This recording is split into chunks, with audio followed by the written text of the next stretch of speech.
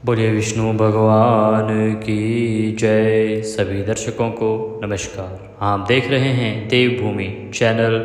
आज अजा एकादशी, जो कि भाद्रपद मास के कृष्ण पक्ष की एकादशी तिथि होती है। आज के दिन 29 अगस्त को सभी सनातन प्रेमी एकादशी का व्रत कर रहे हैं। 30 तारीख को पारण करेंगे। तो इस वीडियो में अब हम सुनेंगे एकादशी व्रत कथा। एकादशी महात्म्य भी इसे कहा जाता है। तो एकादशी का जो महात्म्य है, ये भगवान श्री कृष्ण के श्री मुख से कहा गया है। युधिष्ठिर इसमें श्रोता हैं जो सुन रहे हैं।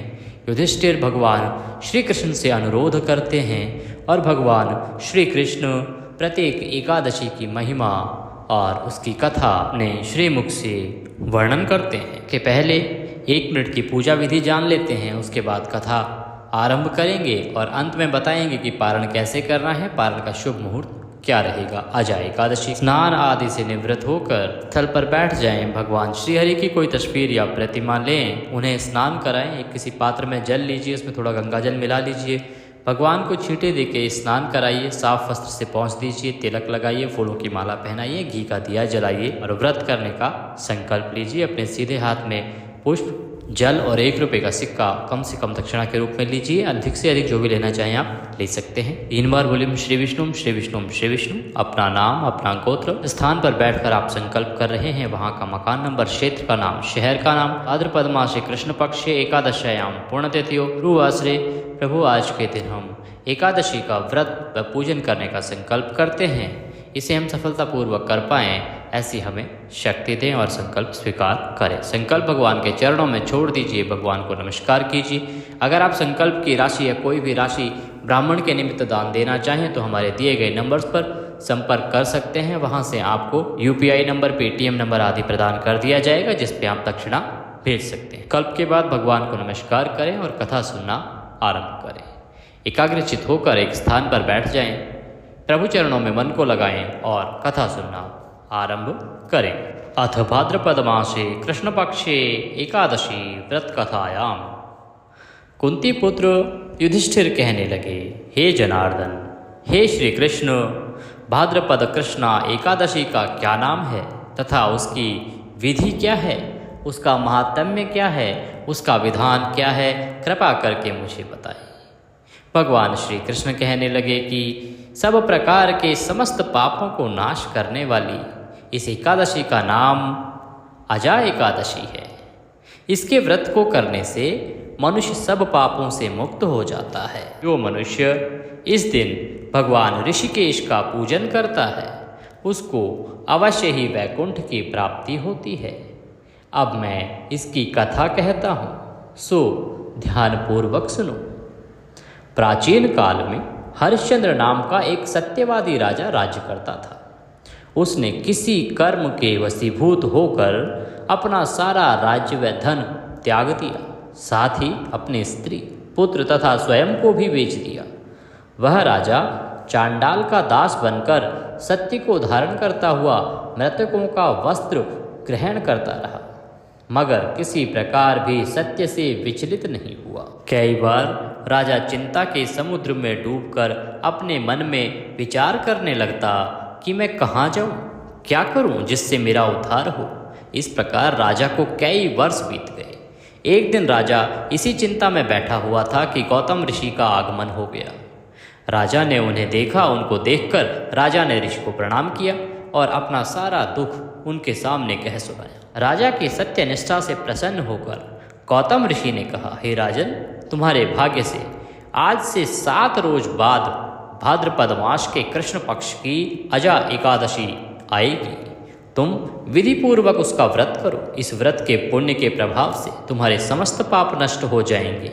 इस प्रकार राजा से कहकर गौतम ऋषि तो वहाँ से उसी समय अंतर ध्यान हो गए और राजा ने उनके जाने के बाद उनके कथन अनुसार जैसे जैसे गौतम ऋषि ने कहा था, वैसे ही एकादशी के आने पर विधि पूर्वक व्रत किया, जागरण किया। उस व्रत के प्रभाव से राजा के समस्त पाप नष्ट हो गए। स्वर्ग में बाजे बजने लगे और पुष्पों की वर्षा होने लगी।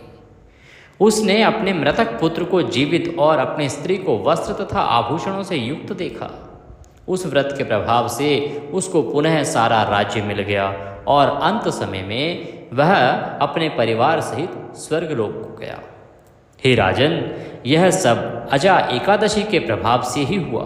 अतः जो मनुष्य यत्न के साथ विधि पूर्वक इस व्रत को करते हैं, साथ ही रात्रि को जागरण करते हैं, उनके समस्त पाप नष्ट होकर अंत में वे स्वर्गलोक को प्राप्त करते हैं। इस एकादशी की कथा के श्रवण मात्र से अश्वमेध यज्ञ का फल प्राप्त होता है।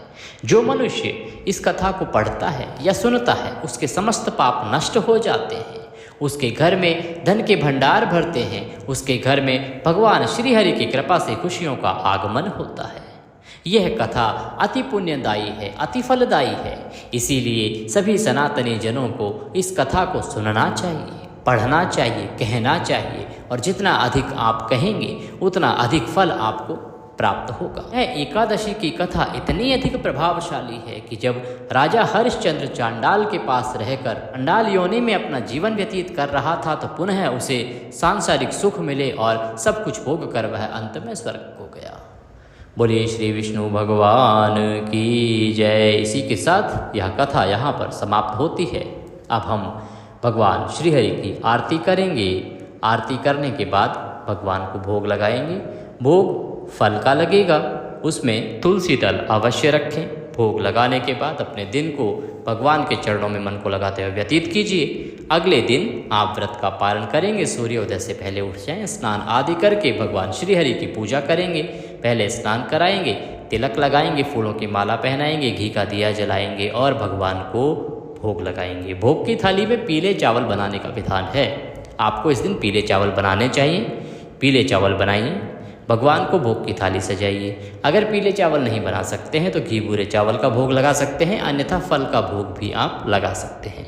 थाली से जब भगवान के सामने सजा के रखेंगे तो तुलसी का दल, तुलसी का जो पत्ता है वो उसी समय रखेंगे जब भगवान के सामने आपने थाली रख दी है। भगवान को भोग लगाएंगे। भोग लगाने का सामान्य मंत्र मैं आपको बता देता हूँ। ओम नाभ्यः आशीदन्तरिक्षगं शिष्णोः जो हो समवर्ततः पद्भ्यां भूमिर्दिशः श्रोत्रां तथा लोकाम् अकल्पयन्नः।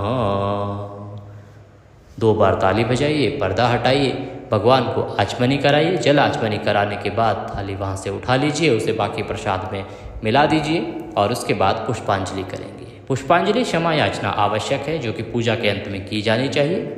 अपने हाथ में पुष्प ले लीजिए, भगवान से निवेदन कीजिए। आवाहनम न जानामि विसर्जनम पूजम चैवम न जानामि क्षम्यताम परमेश्वर। हे प्रभु, ना हम आपका आवाहन जानते हैं, ना पूजन जानते हैं, ना विसर्जन जानते हैं। हम अज्ञानी जीव हैं।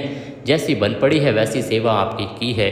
इसमें जाने अनजाने में कोई गलती हमसे कोई हुई हो, कोई त्रुटि हमसे हुई हो, कोई भूल हमसे हुई हो तो उसे क्षमा करें। आप दया सिंधु हैं और हम आपके दर के भिखारी हैं। हे प्रभु, आप हम पर कृपा दृष्टि बनाए रखें। इसके निमित्त जाते हुए आपको देने के लिए हमारे पास कुछ नहीं है। तन मन धन सब कुछ आप ही का है। क्या है हमारे पास?